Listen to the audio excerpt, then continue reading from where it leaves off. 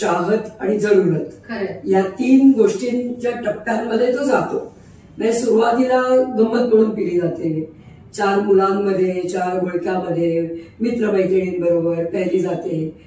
तिथे ऑब्जेक्शन घ्यायला काय कारणच नाही ना, कारण आम्ही मजा करतोय, एन्जॉयमेंट आहे. एन्जॉयमेंटचे फंडे असावेत की नसावेत हा भाग खूप वेगळा आहे, पण ते आहेत सध्या दुर्दैवानी.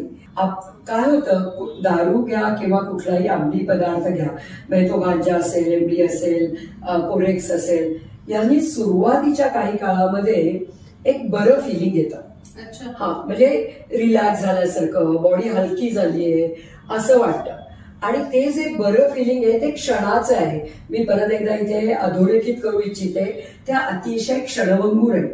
सर्व अंमली पदार्थ हे डिप्रेशनकडेच नेतात. वर्ष इथे तंबाखू ठेवून काम करतायत, त्या कुठेही जात नाही ट्रीटमेंटला किंवा त्यांचं काही होत नाही. पण मी माझ्या लहानपणी पण मी बघितलं, आमच्या बाई आहेत त्या इथे तंबाखू ठेवून काम करायच्या, तेव्हा तंबाखू आम्ही प्रथम बघितलं, ते हातावर चोळून मिळून अशी गोळी करून ठेवायची आणि नुसतं करून काम करायची. पण तिला कॅन्सर झाला त्या याचा आणि ती गेली. रिहॅब मध्ये येणाऱ्यांची संख्या वाढली. तिच्या अंगावर फक्त ओढणी होती, फक्त ओढणी.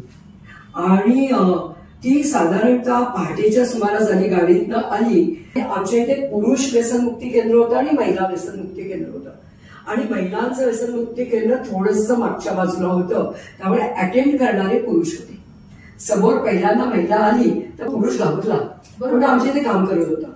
आणि त्यांनी ताबडतोब सकाळी 5:30ला मला फोन लावला, ते दार बंद करून घेतलं. मॅडम, एक बाई गोव्यावरून आली आहे आणि तिला डिएडिक्शन साठी आपल्याकडे यायचं आहे, पण ती काहीच नाहीये, जेमतेम अंग झाकलं जाईल एवढीच एक ओढणी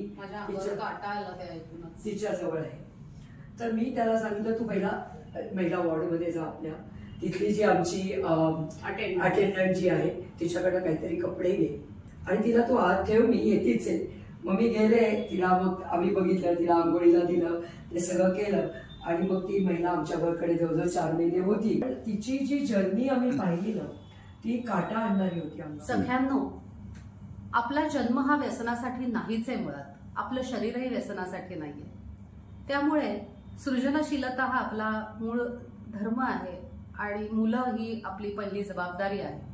त्यामुळे कृपया कृपया कृपया व्यसन करू नका. आणि ह्याबद्दल आम्ही सखोल चर्चा केली आहे अनुराधा ताईंबरोबर. तर आपण नक्की हा एपिसोड बघा आणि चॅनल सबस्क्राईब करा. धन्यवाद.